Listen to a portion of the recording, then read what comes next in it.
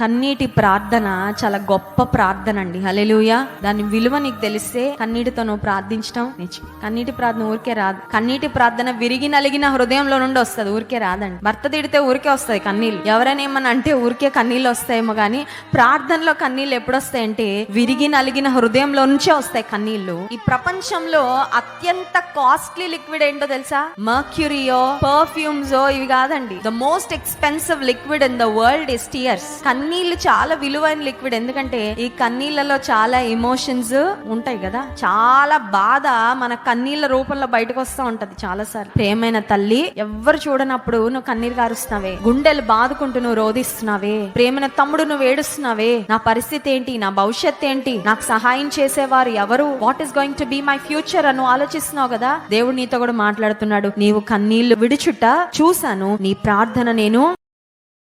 Download ShareChat.